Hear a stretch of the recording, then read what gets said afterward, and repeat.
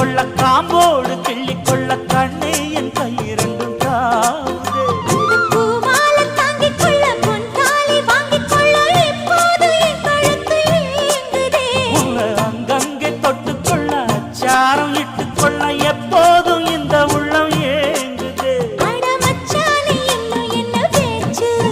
அடி மாங்கல்யம் செய்ய சொல்லி